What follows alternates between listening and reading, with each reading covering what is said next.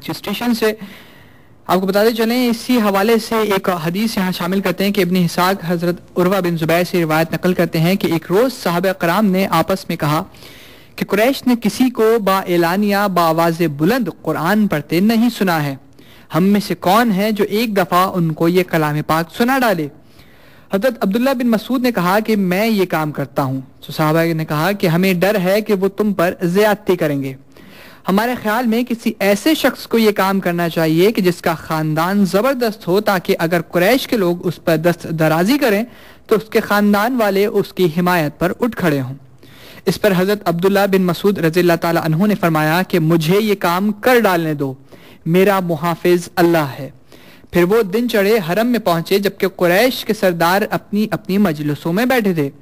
حضرت عبداللہ بن مسعود نے مقام ابراہیم پر پہنچ کر پورے زور سے سورہ رحمان کی تلاوت شروع کر دی۔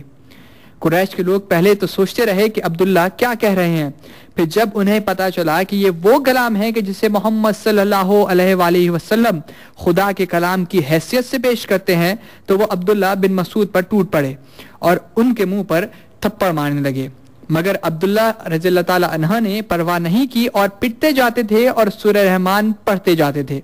جب تک ان کے دم میں دم رہا۔ وہ قرآن سناتے چلے گئے اور آخرکار جب وہ اپنا منہ لے کر پلٹے تو ساتھیوں نے کہا کہ ہمیں اسی چیز کا ڈر تھا۔ تو انہوں نے جواب دیا کہ آج سے بڑھ کر یہ خدا کے دشمن میرے لیے کبھی اتنے ہلکے نہ تھے، تم کہو تو کل پھر انہیں قرآن سناؤں۔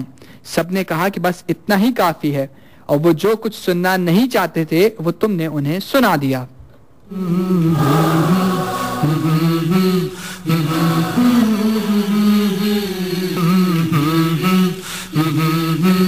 سامعین گرامی، عبداللہ بن عمر رضی اللہ تعالیٰ عنہ سے روایت ہے کہ ایک مرتبہ رسول اکرم صلی اللہ علیہ وآلہ وسلم نے سورہ رحمان کی خود تلاوت فرمائی۔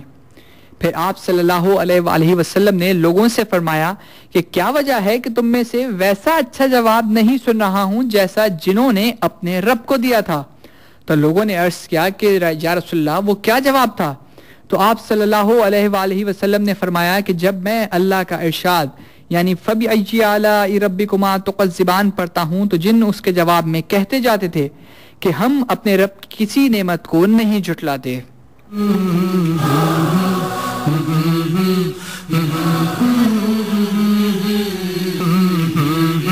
سامعین گرامی، جیسے میں نے آپ سے ابتدا میں بیان کیا کہ سورہ رحمان میں دونوں مخلوقات یعنی انسان اور جن دونوں کے بارے میں وضاحت کے ساتھ بیان کیا گیا کہ روز قیامت کے دن دونوں سے ان کے اعمال کے برابر کے حساب لیے جائیں گے۔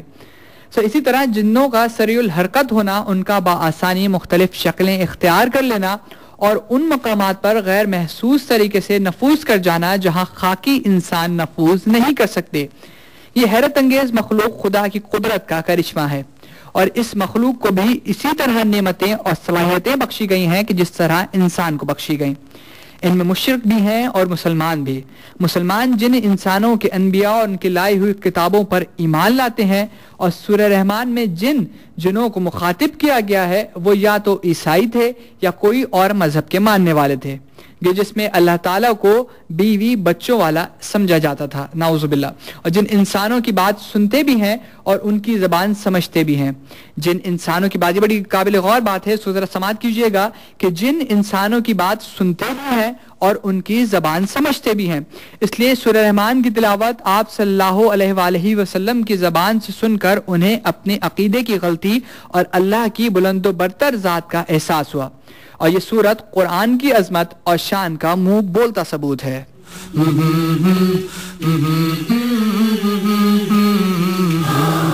سامعین گرامی، یہ ہے سورہ رحمان کی فضیلت اور اس کی برکت۔ اسی حوالے سے آج کا پروگرام پیش کیا گیا۔